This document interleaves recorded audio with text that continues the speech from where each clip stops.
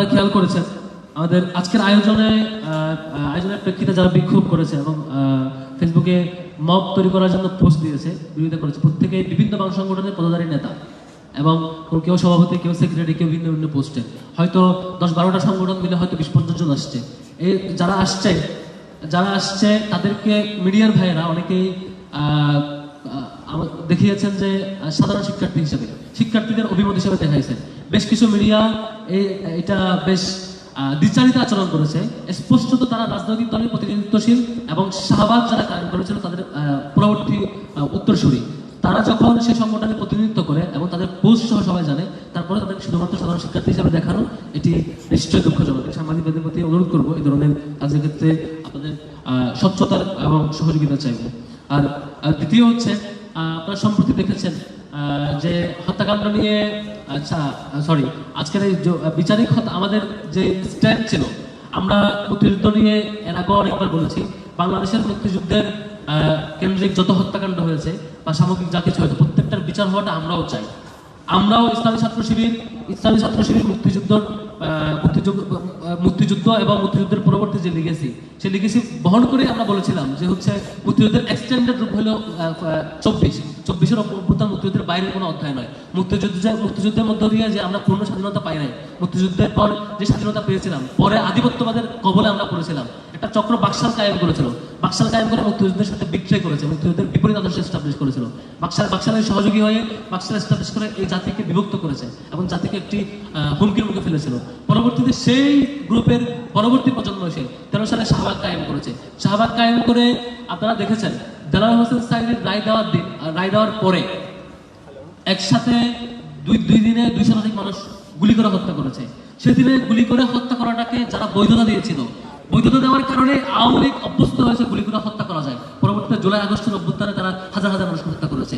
এই যে বৈধতা দেওয়া, যারা সেই প্রকাশ্যে শতাধিক মানুষকে 200 শতাধিক মানুষকে হত্যা করাকে বৈধতার মতামত দিয়ে বৈধতা উৎপাদন করেছে, তারা এই দায় কখনো এড়াতে পারে না। তাদের কারণে আওয়ামী লীগ পরবর্তীতে জুলাই আগস্টের গণ অভ্যুত্থানে হাজার হাজার মানুষকে গুলি করে হত্যা করেছে এবং এটা তারা এনজয় করেছে। ঠিক সেম ভাবে এই যে এই দীর্ঘ যাত্রায়, ফ্যাসিবাদ বিরোধী যাত্রায় আমরা দেখেছি এই হত্যাকাণ্ডের ব্যাপারে বেগম খালেদা জিয়া মুখ খুলেছিলেন, বলেছেন এটা বিচারিক হত্যাকাণ্ড।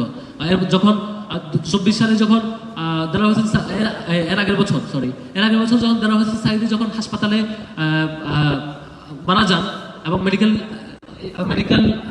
ষড়যন্ত্রের মাধ্যমে তাকে হত্যা করা হয়, এরপরে বিএনপির পক্ষ থেকে তারেক রহমানও এটা স্পষ্ট উল্লেখ করেছে বিচারিক হত্যাকাণ্ড। স্পষ্ট তারেক রহমান, বেগম খালেদা জিয়া কিংবা সব দিক থেকে এই ধরনের স্পষ্ট বক্তব্য থাকা সত্ত্বেও আজকে জাতীয় ছাত্রদল ঢাকা বিশ্ববিদ্যালয় শাখার পক্ষ থেকে একটা বিবৃতি দিয়ে এটার বিরুদ্ধে অবস্থান নেওয়া হয়েছে। এটা খুবই দুঃখজনক এবং ইতিহাসের সাথে সত্যের সাথে বিপরীত অবস্থান নেওয়া। আমরা আবার স্পষ্ট করে ক্লিয়ার করছি, আমরা সকল ধরনের বিচারিক হত্যাকাণ্ডের বিরুদ্ধে আমাদের রাজনৈতিক অবস্থান ছিল, সামনেও থাকবে। যেখানে সাক্ষ্যকে দেলোয়ার হোসেন সাঈদীর যে যাকে রাষ্ট্র চাপ দিচ্ছিল যে তাদের পক্ষে সাক্ষ্য দেওয়ার জন্য, সেই তার প্রতিবেশী হিন্দু ধর্মাবলম্বী হওয়া সত্ত্বেও সে যখন রাজি হয়নি, তাকে কোর্টের সামনে থেকে গুম করে ফেলা হয়। গুম করে ফেলার পর তাকে পাওয়া গেছে কোথায়? পাওয়া গেছে ভারতে। তাকে ভারতে পাচার করে দেওয়া হয়। আপনারা জানেন মীর কাসেম আলী যখন বিচার প্রক্রিয়া চলতেছিল, তার পরবর্তীতে তার সন্তান যে অ্যাডভোকেট, যে তার আইনজীবী, অ্যাপয়েন্টেড আইনজীবী, তাকে গুম করে আইনাগরে বন্দী করা হয়। আপনারা জানেন সালাউদ্দিন কাদের চৌধুরীর সন্তানকে গুম করে ফেলা হয়। এই যে সাক্ষ্য গুম করা, আন্তর্জাতিক নীতিমালা ব্রেক করা, আন্তর্জাতিক নীতিমালা লঙ্ঘন করে বিচার প্রক্রিয়া বাস্তবায়ন করা এবং স্কাইপি কেলেঙ্কারির ঘটনা আপনারা জানেন, যেখানে বলা হয়েছে যে তারপরে কাকে টার্গেট করা হচ্ছে, কাকে রায় দিতে হবে, একটা রায় দিতেই হবে, আমি খারাই দিলাম বসায় দিবেন। এগুলো শুনছেন নাটক মঞ্চস্থ কিভাবে করছেন, স্কাইপি কেলেঙ্কারি সবার জানা আছে। এই সামগ্রিক সবকিছু হওয়া সত্ত্বেও যারা এই ধরনের স্পষ্ট বিচারিক হত্যাকাণ্ডের পক্ষে যায়, তারা নিশ্চয়ই হাসিনাকে আবারও ফিরিয়ে আনার ষড়যন্ত্রে তৎপর। তারা নিশ্চয়ই আওয়ামী লীগের ঘটনাকে আওয়ামী লীগের সেই বিটিমকে ফিরিয়ে আনার জন্য তৎপর। আমরা বিচারিক হত্যাকাণ্ডের বিরুদ্ধে আমাদের অবস্থান আগেও ছিল, এখনো থাকবে, এখনো আছে, সামনেও থাকবে। আর একই সাথে মুক্তিযুদ্ধের ব্যাপারে তাদের অভিযোগ হচ্ছে আমরা নাকি 71 এবং 24কে একে অপরের বিরুদ্ধে নিয়ে যাচ্ছি। আমরা আগেও বলেছি এই অঞ্চলের ইতিহাস দীর্ঘদিন ইতিহাস। 47 তার আগে ইংরেজ বিরোধী, ব্রিটিশ বিরোধী যে আন্দোলন, সেই ইতিহাসও আমাদের। এই অঞ্চলের মানুষেরা জীবন দিয়েছে। এর আগে যখন সালতানাতের সময় যখন আমাদের দিল্লির দখলমুক্ত হয়ে এই অঞ্চল স্বাধীন ছিল, যুদ্ধ করে স্বাধীন থাকতো, সেটাও আমাদের ইতিহাস। দীর্ঘদিনের ইতিহাসে প্রত্যেকটা একটা এক্সটেন্ডেড ভার্সন। আমরা বলেছিলাম 71-এর মহান মুক্তিযুদ্ধ এবং মুক্তিযুদ্ধের পরবর্তী এক্সটেন্ডেড মুক্তিযুদ্ধ, যেটা আমরা পারি নাই ভারতের আধিপত্যবাদের কবল থেকে মুক্ত হতে আমরা পারি নাই, আমরা দেশের বাকশালের ভিকটিম হয়েছি, আমরা ফ্যাসিবাদের ভিকটিম হয়েছি। সেখান থেকে মুক্ত হওয়ার জন্য 24 তার এক্সটেন্ডেড রূপ, চূড়ান্ত রূপ, দুইটার বিপরীত দেওয়ার যে নাটক, যে অভিযোগ দেওয়া হয়েছে সেই অভিযোগটা মূলত শুধু এখন না, এর আগেও যারা রাজনৈতিক দেউলিয়াত্বের কারণে শিক্ষার্থীদের কাছে কোনো এজেন্ডা হাসিল করতে না পারার কারণে জনবিচ্ছিন্ন হয়ে যায়, তারা তাদের শুধুমাত্র এই গুটি কয়েক কিছু এজেন্ডাকে তাদের মধ্যে কুক্ষিগত করতে চায়, এটা তার কন্ট্রোল নিয়ে আসে, তার রাজনীতিটা ফিরিয়ে আনতে চায়। আমরা স্পষ্টত বলতে চাই, আগামীতে এই যে গত 13 থেকে শাহবাগ কায়েমের মধ্য দিয়ে তাদের সেই বিভাজনের রাজনীতি এবং ষড়যন্ত্রের রাজনীতি তারা করাতে চেয়েছিল, 24 তারা ব্যর্থ হয়েছে। ঠিক সেম ভাবে 72 সাল থেকে তারা নীরব প্রচেষ্টা এবং সক্রিয় প্রচেষ্টার মধ্য দিয়ে বাকশাল কায়েম করার চেষ্টা করেছিল, তারা ব্যর্থ হয়েছে, পারেনি। সামনেও এই রাজনৈতিক দেউলিয়াত্বর শিকার হয়ে যারা এই ধরনের পুরনো ইস্যুকে হাজির করে বাংলাদেশের মুক্তিযুদ্ধের মতো গুরুত্বপূর্ণ টপিককে, গুরুত্বপূর্ণ ইস্যুকে জাতিকে বিভাজনের মতো ইস্যুতে নিয়ে যান এবং মিথ্যা বয়ান চাপাই দেন এবং মিথ্যা অভিযোগ চাপিয়ে দেন, এটা জনগণ মেনে নেবে না, শিক্ষার্থীরা মেনে নেবে না। শিক্ষার্থীরা সচেতন এবং এই ধরনের রাজনীতি আগামীতে কখনো টিকবে না বলে আমরা বিশ্বাস করি এবং এটি নিশ্চয়ই দিন শেষে পরাজিত হবে। আমরা স্পষ্টত বলেছি, আমি এবং আমার সংগঠন মুক্তিযুদ্ধের বিচারের পক্ষে আগেও ছিলাম। মুক্তিযুদ্ধে যে অপরাধ করেছে, মুক্তিযুদ্ধে যারা অপরাধী, গণহত্যা করেছে, অন্যান্য অপরাধ করেছে, তাদের বিচারের পক্ষে সবসময় ছিলাম। বিচারটা ফেয়ার হওয়া উচিত। বাংলাদেশের দুর্ভাগ্য, সেই 71 মুক্তিযুদ্ধ হয়েছে, এরপর আওয়ামী লীগ বহুবার ক্ষমতায় আসছে, বিএনপি আসছে, কেউ এই শুনে কাজ করে নাই। এবং যারা আজকে কথা বলছেন তারাই তো কাজ করে নাই। আজকে আপনি ছাত্র দলের কথা বলছেন, যার ব্যাপারে আপনি কথা বলছেন, তাদের ব্যাপারে বিএনপি তাদের সাথে ক্ষমতা আসছে, তাদেরকে মন্ত্রী বানাইছে না। খালেদা জিয়া তাদের ব্যাপারে বলছে না তারা বিচারিক হত্যাকাণ্ডের শিকার, তারা রহমান বলছে না। আর ছাত্র দলের সভাপতি সেক্রেটারি যাদের আপনি ভোট করছেন, তারা কি তাদের এই বক্তব্যের, খালেদা জিয়া কিংবা তারেক রহমান তাদের বক্তব্যের বিরোধী অবস্থান নিচ্ছে? আর দ্বিতীয়ত হচ্ছে এখানে ফ্রেমিংটা ভুল হয়েছে। মূলত মেইন জায়গাটা এটা, ফ্রেমিংটা হচ্ছে আমরা মুক্তিযুদ্ধে রাজাকার ইস্যু, হত্যাকাণ্ড ইস্যু, এই ফ্রেমিং আমরা যাই নাই। আমরা স্পষ্টত হাসিনা কিভাবে ফেসিবাদ হয়ে উঠেছে প্রত্যেকটা ইস্যু আমরা হাজির করেছি। বিচারিক হত্যাকাণ্ড তার একটা অন্যতম পার্ট। এখানে বিচারিক হত্যাকাণ্ড শো করেছে, তারা বিচারিক হত্যাকাণ্ডের শিকার। এখানে এটা তো সত্য, বিচারিক হত্যাকাণ্ডের শিকার, আপনারা স্বীকার করবেন। এটা তারা যে স্টেপগুলোর মধ্যে দিয়ে বিচার করেছে বিচারিক হত্যাকাণ্ডের শিকার, সেটা আমরা প্রেজেন্ট করেছি। এ ব্যাপারে আপনারা দ্বিমুখী লিগ্যাল অ্যাকশন নেন।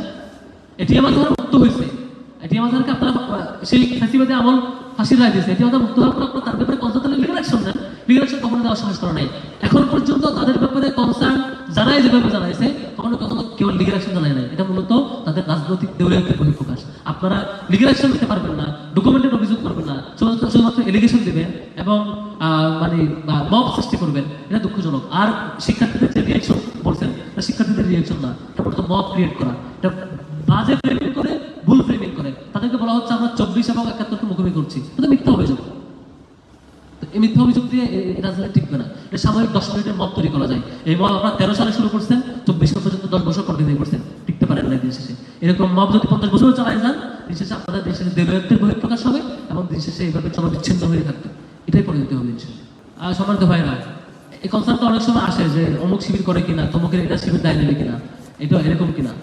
ছাত্র শিবিরের সাথে ছাত্র শিবির একটি যেহেতু বহুমুখী কর্মসূচি পরিচালনা করে, skill development program, training program, তাদের এবং সামগ্রিক যে লোকবলকে এবং শিক্ষার্থীদেরকে তৈরি করার জন্য বহু রকমের প্রোগ্রাম তৈরি করে। যেমন আজকে আমরা সাইকেল র্যালি করে জনশিক্ষার্থী আসছে না, তো এখন ছাত্র শিবির যে করবে, যে রানিং অবস্থায় থাকবে, রানিং ম্যান পাওয়ার এবং রানিং দায়িত্বশীল, তার ব্যাপারে কোনো কনসার্ন আসে সেটা ছাত্র শিবির বহিষ্কার করবে।